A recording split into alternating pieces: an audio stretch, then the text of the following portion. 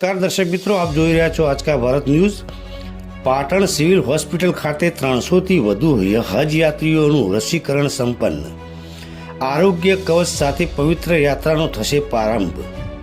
Civil staff, તાલુકા આરોગ્ય કચેરી અને હજ ખિદમત કમિટીના સંયુક્ત ઉપક્રમે વેક્સિન કેમ્પ યોજાયો।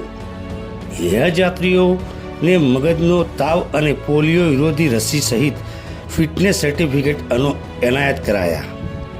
પાટણ શહેર અને જિલ્લામાંથી પવિત્ર હજ યાત્રાએ જનારા મુસ્લિમ બિરાદરો માટે બુધવારે પાટણ સિવિલ હોસ્પિટલ ખાતે એક વિશેષ વેક્સિન રસીકરણ કેમ્પનું આયોજન કરવામાં આવ્યું હતું। આરોગ્ય વિભાગ અને હજ ખિદમત કમિટીના સહયોગથી આયોજિત આ કેમ્પમાં 300થી વધુ હજ યાત્રીઓએ ઉત્સાહપૂર્વક રસી મુકાવી હતી। સાઉદી અરેબિયાના મક્કા મદીના ખાતે યોજાતી હજ યાત્રામાં વિશ્વભરમાંથી લાખો શ્રદ્ધાળુઓ ઉમટતા હોય છે, જેથી હજ યાત્રીઓની સુરક્ષા માટે રસીકરણ અનિવાર્ય છે। 300થી વધુ યાત્રીઓને મગજનો તાવ, મેનિન્જાઇટિસ અને પોલિયો વિરોધી રસી આપવામાં આવી હતી। સિવિલ સર્જન દ્વારા યાત્રીઓનું શારીરિક પરીક્ષણ કરી જરૂરી ફિઝિકલ ફિટનેસ સર્ટિફિકેટ એનાયત કરાયા હતા। યાત્રા દરમિયાન જરૂરી મેડિસિન અને સ્વાસ્થ્ય જાળવવાની અંગેનું માર્ગદર્શન પણ આપવામાં આવ્યું હતું। એપ્રિલ માસમાં ફ્લાઇટો રવાના થશે। હજ કમિટી સભ્ય રઈસ અહેમદે વિગતો આપતા જણાવ્યું હતું કે પાટણ જિલ્લામાંથી આ વર્ષે 300થી વધુ શ્રદ્ધાળુઓ હજ પઢવા જઈ રહ્યા છે। હજ યાત્રા માટે ફ્લાઇટો એપ્રિલ માસમાં બીજા સપ્તાહમાં રવાના થવાની શક્યતા છે।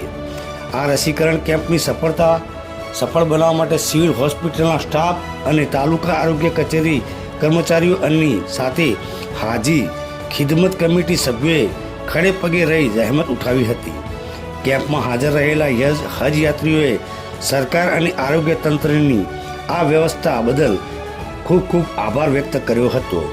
Reporter Iqbal Shah, Aajka Bharat news, Patan.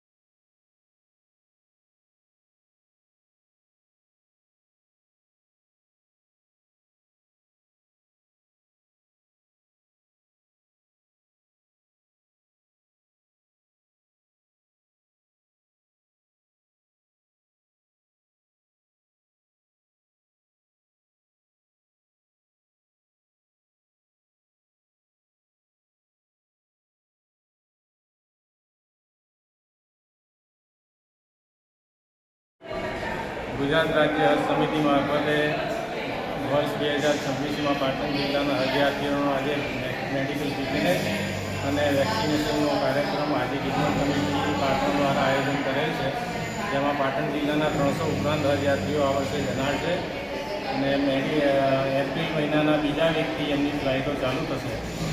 જેમાં 65 વર્ષથી ઉપરના હજ યાત્રી હોય એમને ઇન્ફ્લુએન્ઝાની રસી આપવામાં આવે છે અને મેનિન્જાઇટિસ, મગજના તાવની રસી આપવામાં આવે છે।